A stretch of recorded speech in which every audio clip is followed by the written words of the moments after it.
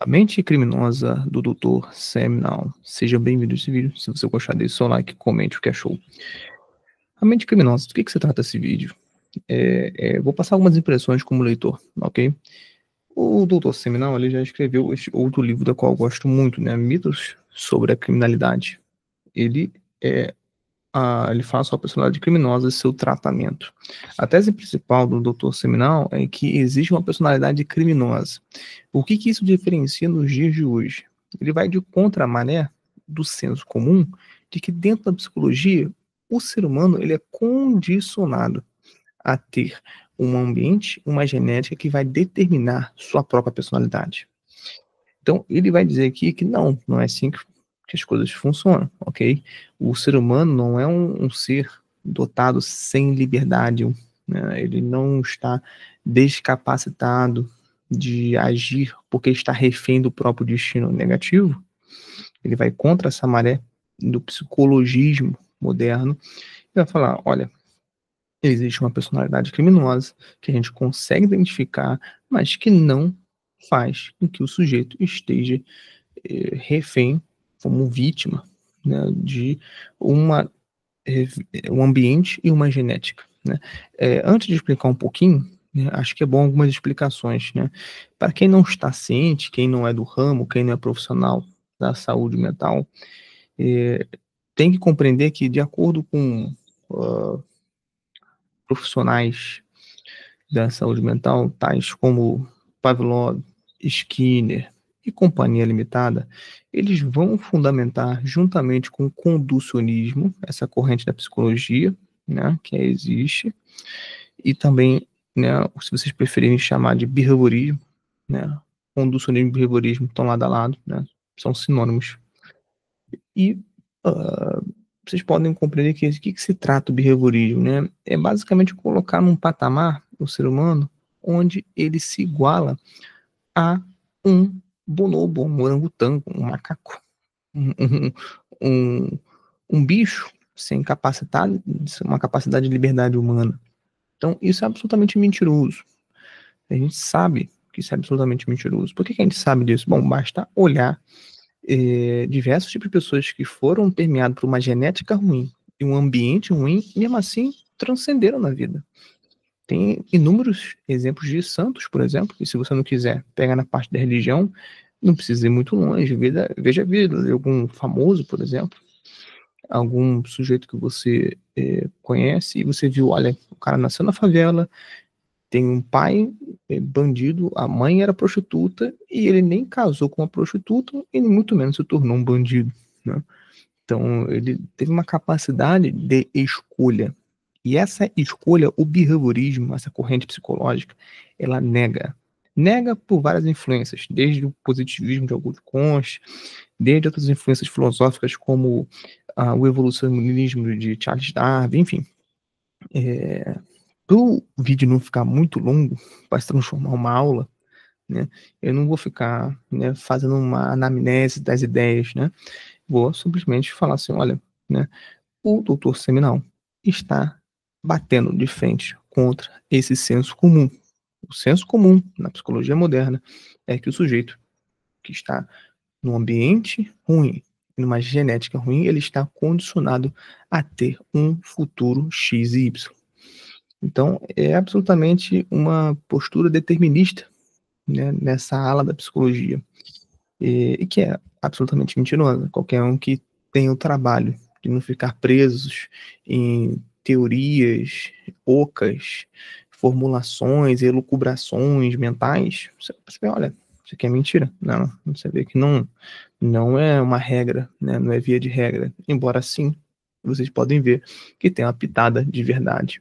Basta você estudar aí Leopold Sonde e a Psicologia do Destino, que se a pessoa não tomar consciência com seu próprio ego das influências que estão permeando através dos seus ancestrais na sua personalidade, de fato, ele está refém do destino. Mas, enfim, vamos fechar esse imenso parêntese, tá? É bom essa introdução porque tem gente que não entende bolhufas do que eu estou dizendo.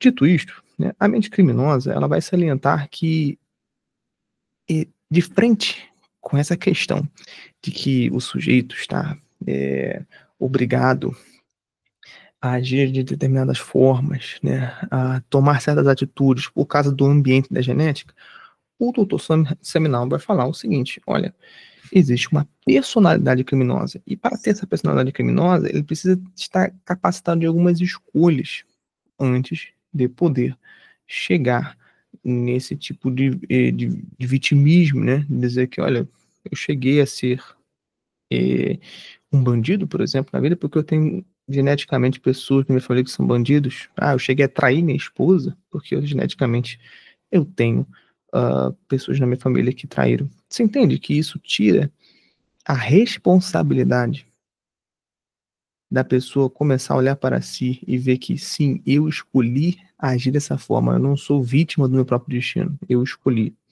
Então, a psicologia moderna, infelizmente, faz a gente se sentir assim, muito por culpa da psicanálise, viu? Muito por culpa da psicanálise que faz a gente também agir dessa forma, de que nós somos vítimas do nosso próximo destino, a gente não tem responsabilidade pelo que a gente escolheu fazer, né? Sequer temos escolhas, sequer temos liberdade humana. E aí, o doutor Seminal, nesse contexto todo que eu estou falando, nesse cenário, ele vai falar o seguinte sobre a personalidade criminosa.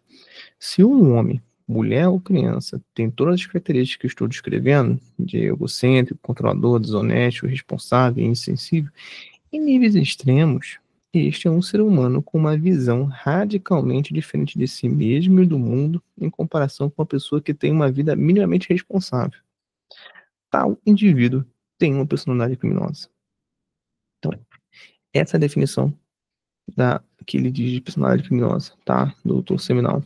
Neste livro aqui, né, ele combate mais ferrenhamente, o doutor Seminal, sobre essa ideia de que a gente nasce com alguns traços. Olha que perigoso isso, né? A gente nasce com alguns traços de criminalidade.